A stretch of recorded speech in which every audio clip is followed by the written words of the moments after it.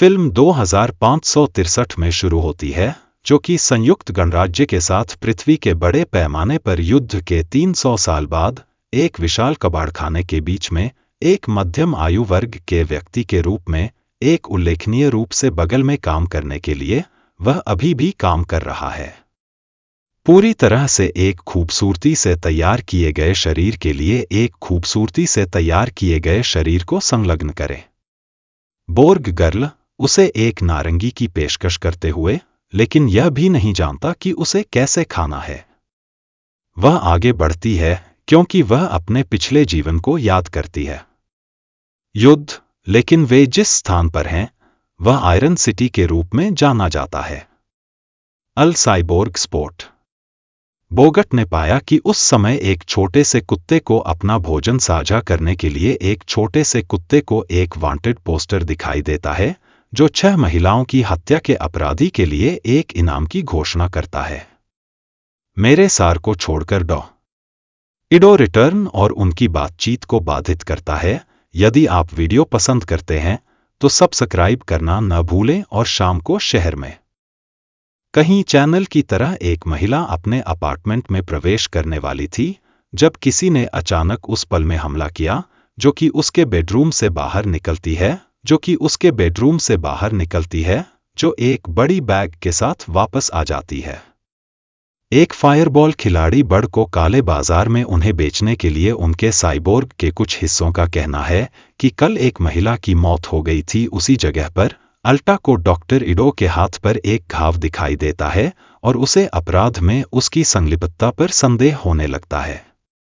Doctor इडो के घर से निकलते समय अल्टा शिरीन नामक एक महिला को रोकता है, जो हिम्मत करके अल्टा का हाथ पकड़ती है और उसकी बारीकी से जांच करती है।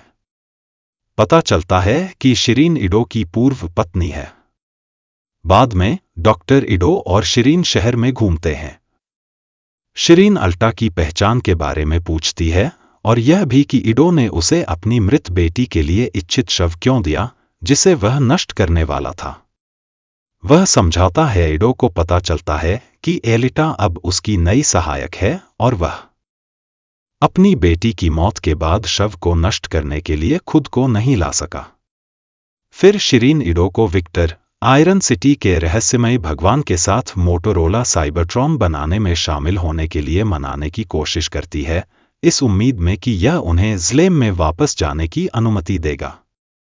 इडो मना कर देती है और जोर देती है कि ज़्लेम में वापस जाने का कोई रास्ता नहीं है और विक्टर उसे धोखा दे रहा है।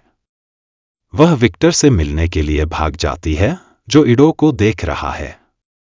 एलिटा ह्यूगो और उसके दोस्तों के साथ मिलती है और फायरबॉल के अपने अनौपचारिक खेल में शामिल होने का फैसला करती है। अपने पहले प्रयास में वह एक साइन बोर्ड से टकरा जाती है। वह फिर से कोशिश करती है, लेकिन उसके एक दोस्त, जो तेंजी द्वारा थप्पड़ मारा जाता है, जो गुस्से में उसका मजाक उड़ाता है। तेंजी ने उसका धन्यवाद किया। ह्यूगो ने उसे बताया कि उसने पहले कभी नहीं खेला है। एलिटा फिर से खेल में शामिल हो जाती है और जब तेंजी उसे कोहनी मारने की कोशिश करता है तो उसे निशाना बनाती है। एक बार फिर वह अपने कौशल का उपयोग करती है और अपना पहला गोल करती है। ह्यूगो एक नए खिलाड़ी द्वारा पीटे जाने के लिए तेंजी का मजाक उड़ाता है और फिर लिटा के पास जाता है और उसे ड्राइव करने की पेशकश करता है। हाउस ने स्वीकार किया कि वह निश्चित रूप से कुछ फायरबॉल की प्रतिभा है। घर में घुसने की कोशिश करता है, लेकिन वह काफी स्मार्ट नहीं है। कारें और जालम में चले गए। अलीता के बीच एक समझौता है, लेकिन उस शाम को जुल्म को याद नहीं है। हाल ही में हत्याएं। अपने प्रतिद्वंद्वी के कारण अपने प्रतिद्वंद्वी के लिए लगभग अजेय। फिर उसकी प्रतिद्वंद्वी लड़ाई में शामिल हो जाती है। एलिटा एक कलाबाजी करती है, जिसके दौरान उसे अपने जैसे योद्धाओं के साथ चांद पर लड़ने की अपनी यादें याद आती हैं। उसकी टीम की साथी उसे 99-99 कहती है। वह लड़ाई खत्म करती है और उसका हाथ काट देती है। एलिटा इडो के रॉकेट हथौड़े को पकड़ती है और खलनायक पर हमला करती है। ग्रिश्का उनके लिए वापस लौटने की कसम खाती है और शहर में एक भूमिगत स्थान पर भाग जाती है। डॉक्टर इडो एलिटा के कौशल की प्रशंसा करते हैं और वे एक साथ मुख्यालय की ओर बढ़ते हैं। शिकारी योद्धा रोबोट अपराधियों को खत्म करने के बाद इकट्ठा होने के लिए लिटा एड के साथ और गिरने से पहले लड़ाई के दौरान उसके पास मौजूद छोटे फ्लैशबैक को साझा करती है। पुलिस अपराधियों को रोकने के लिए वहां थी और अब फैक्ट्री हमें गंदे काम करने के लिए पैसे दे रही है। एड मुख्यालय में प्रवेश करता है, एलीट को बाहर छोड़ देता है और हमारे रोबोट के सिर सौंप देता है। रोबोट निशान के लिए मृत्यु पुरस्कार था, 20,000 क्रेडिट। एलीट ने डॉक्टर इडो पर उसके अतीत के बारे में जानकारी छिपाने का आरोप लगाया। जवाब में इडो उसे प्रयोगशाला में ले जाता है और बताता है कि उसने जो शरीर उसे दिया था वह मूल रूप से उसकी मृत बेटी थी। उसका नाम अलीता था।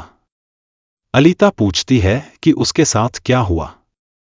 इडो ने बताया कि साइबोर्ग एक रात ड्रग्स की तलाश में उसके क्लिनिक में आया और इडो को बेहोश कर दिया, लेकिन उसकी बेटी उसके रास्ते से जल्दी नहीं हट पाई और मर गई। शिरीन इस नुकसान को बर्दाश्त नहीं कर सकी और इडो को छोड़ दिया। इस त्रासदी ने इडो को एक शिकारी योद्धा बनने के लिए प्रेरित किया।